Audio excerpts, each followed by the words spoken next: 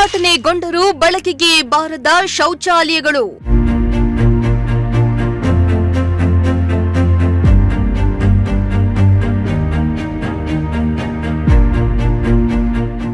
ಶಿರಾ ನಗರಸಭೆ ವಿರುದ್ಧ ಭುಗಿಲೆದ್ದ ಸಾರ್ವಜನಿಕರ ಆಕ್ರೋಶ.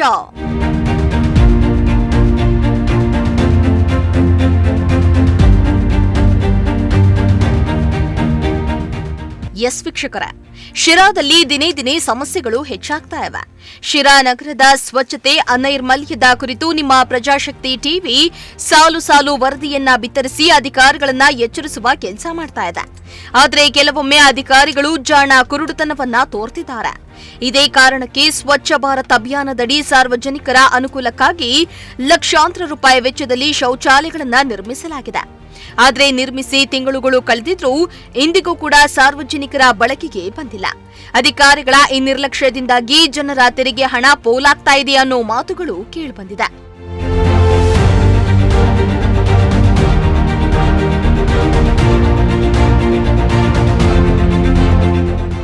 ಹೌದು, ಶಿರಾ ನಗರದಲ್ಲಿ ನಗರಸಭೆ ವತಿಯಿಂದ ನಗರದ ಚಂಗವಾರ ರಸ್ತೆ ವೃತ್ತ, ಹಳೆ ಸರ್ಕಾರಿ ಆಸ್ಪತ್ರೆ ವೃತ್ತ ಸೇರಿದಂತೆ ಹಲವು ಪ್ರಮುಖ ಪ್ರದೇಶಗಳಲ್ಲಿ ಶೌಚಾಲಯಗಳನ್ನು ನಿರ್ಮಿಸಿ ಶಾಸಕರೇ ಸ್ವತಃ ಮುಂದೆ ನಿಂತು ತಮ್ಮ ಕೈಯಾರೆ ತಾವೇ ಅದ್ದೂರಿಯಾಗಿ ಉದ್ಘಾಟನೆಯನ್ನ ಕೂಡ ಮಾಡಿದ್ದಾರೆ.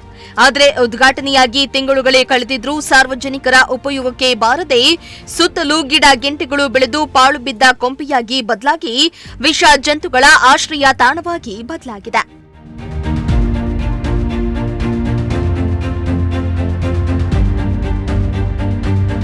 ಇನ್ನು ಶೌಚಾಲಯದಲ್ಲಿ ನೀರಿನ ಟ್ಯಾಂಕ್ ಅಳವಡಿಕೆ, ವಿದ್ಯುತ್ ವ್ಯವಸ್ಥೆ ಸೇರಿದಂತೆ ಅಗತ್ಯ ಸೌಲಭ್ಯವನ್ನ ಒದಗಿಸಲಾಗಿದೆ. ಆದರೆ ಸಮರ್ಪಕ ನಿರ್ವಹಣೆ ಇಲ್ಲದ ಕಾರಣ ನೂತನ ಕಟ್ಟಡಗಳೇ ಹಾಳಾಗುವ ಸ್ಥಿತಿಗೆ ತಲುಪಿವೆ. ಉದ್ಘಾಟನೆ ಮಾಡಿದ ನಂತರ ನಿರ್ವಹಣೆ ಯಾರು ಮಾಡಬೇಕು ಎಂಬ ಗೊಂದಲದಲ್ಲಿಯೇ ಅಧಿಕಾರಿಗಳು ಕಾಲ ಕಳೆದಿದ್ದಾರೆ ಎಂಬ ಆರೋಪಗಳು ಕೇಳಿಬಂದಿದೆ.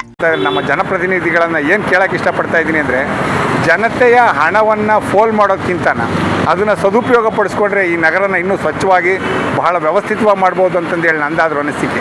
ಯಾಕಪ್ಪ ಈಗ ಹೇಳ್ತೀನಿ ಅಂದರೆ, ಕೆಲವು ಶೌಚಾಲಯಗಳು ಉದ್ಘಾಟನೆಗೆ ಅಷ್ಟೇ ಸೀಮಿತ ಆಗಿದ್ದಾವೆ.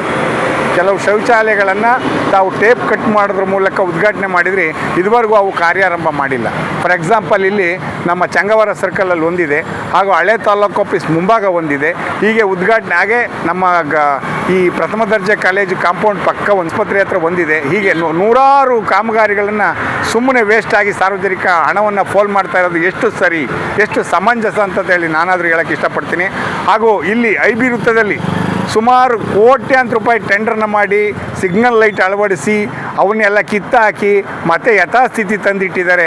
ಇದು ಅಮೌಂಟ್ ಯಾರ್ದಿದು, ಸಾರ್ವಜನಿಕರದ ಅಥವಾ ಬೇರೆಯವ್ರದ ಅಂತಂದೇಳಿ ನನಗೆ ಒಂದು ಜಿಗುಪ್ಸೆ ಮೂಡ್ತಾ ಇದೆ.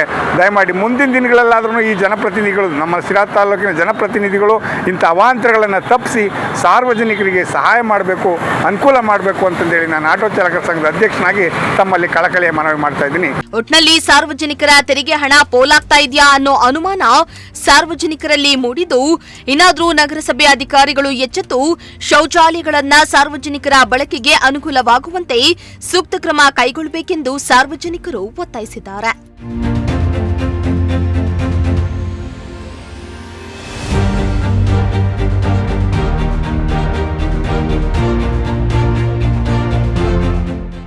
ಶ್ರೀಮಂತ ಪ್ರಜಾಶಕ್ತಿ ಟಿವಿ, ಶಿರಾ.